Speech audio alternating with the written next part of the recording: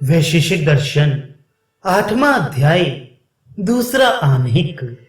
पिछले आह्निक में स्वकल्प अर्थात शक्य और संदेह से मिले हुए प्रत्यक्ष की जांच करके अब विशिष्ट और विशेष्य प्रत्यक्ष की जांच करते हैं। पहला सूत्र, ये तूने किया, इसको भोजन करा, यह ज्ञान की अपेक्षा से होता है। व्याख्या, जिस वस्तु के साथ इंद्रिय का संबंध होता है उसमें वह ही ऐसा ज्ञान उत्पन्न होता है, और जिस वस्तु के साथ इंद्रिय का संबंध नहीं उसकी अपेक्षा वह ही ऐसा ज्ञान पैदा होता है। यह करने में स्वतंत्र है, यह ज्ञान में रखकर तूने किया है, इस प्रकार का ज्ञान होता है। कठिन काम के ज्ञान के काम की अपेक्षा से हो गया, किया है कर्म, ये ज्ञान उत्पन्न होता है। खाने के कर्म को ध्यान रखकर उसके कर्ता को कहते हैं कि खाता है। इस प्रकार के सब संबंध ज्ञान की अपेक्षा से होते हैं। जिस प्रकार का ज्ञान होता है वैसे ही संबंध का शब्द से वर्णन किया जाता है। ऐसा प्रत्येक स्थान में विचार लेना। दूसरा सूत्र, देखे हुओं में होने से, न देखे हुओं में न होने से। व्याख्या, जब बुद्धि के समीप विषय होता है तो यह, जब लुप्त विषय होता है तो वह बुद्धि में स्थित स्वीकार किया जाता है। तू है, इस ज्ञान में उपस्थित करने वाला क्या है? इस ज्ञान में कर्म कहलाता है।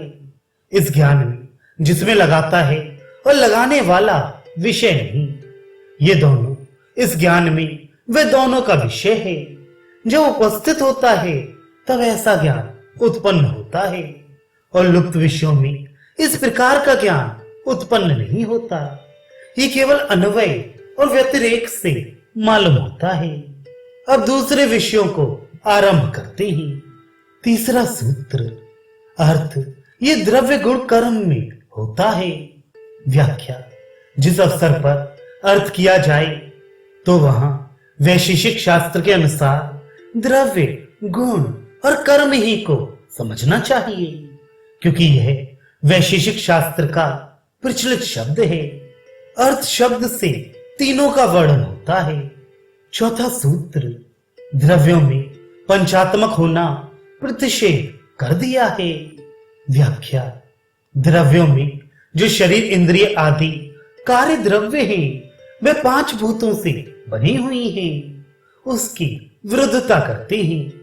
जैसे एक शरीर के बहुत से उपादान कारण नहीं, इससे यह स्पष्ट प्रतीत होता है कि जो इंद्रिय जिस भूत की बनी हुई है उसी के नियमित विषय को ग्रहण करती है।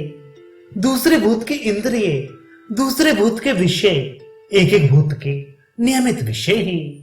इस वास्ते उनको ग्रहण करने वाली इंद्रियां भी एक भूत से उत्पन्न हुई स्वीकार करनी चाहिए। जिस मतलब से यह सूत्र कहा गया है आगे उसको बतलाते हैं। 5वां सूत्र, बहुत अधिक होने से, गंध वाला होने से पृथ्वी गंध ग्राहक इंद्रिय में कारण है।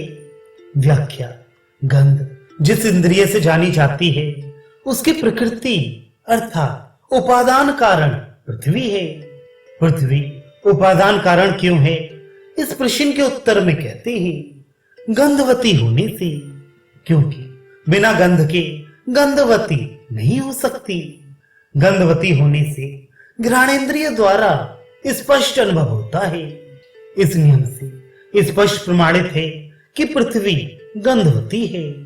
प्रश्न, शरीर के अन्य अवयव गंध को ग्रहण नहीं करते, केवल नासिका ही ग्रहण करती है, इसका क्या कारण है? उत्तर, यद्यपि और जगह शरीर के अवयवों में अन्य इंद्रियों को दबाने की शक्ति नहीं, किंतु नासिका में पृथ्वी के परमाणुओं द्वारा ये शक्ति है। अर्थात अन्य इंद्रियों के दबाने योग्य गौणिक अवयवों से बने होने के कारण नासिका में गंध ग्रहण करने की शक्ति है। छठा सूत्र, वैसे जल, तेज और वायु क्रमशः रस रूप और स्पष्ट के ग्राहक रसना, नेत्र और त्वचा इंद्रिय में कारण ही। व्याख्या। इसी प्रकार रसना इंद्रिय की प्रकृति अर्थात उपादान कारण जल और चक्षु का उपादान कारण तेज अर्थात अग्नि और स्पर्श त्वचा का उपादान कारण हुआ, क्योंकि उसी भूत के विषय को निमित्त तौर पर अनुभव करने वाली है। ऋषि, ये किस प्रकार नियम हो सकता है कि संपूर्ण शरीर में अग्नि उपस्थित हो परंतु रूप का देखना केवल चक्षु द्वारा ही संभव हो, अन्य अवयवों से ना हो?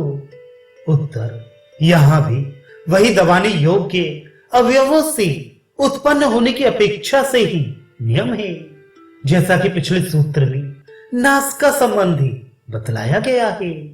इसी प्रकार आकाश की इंद्रिय कान को भी समझ लेना चाहिए।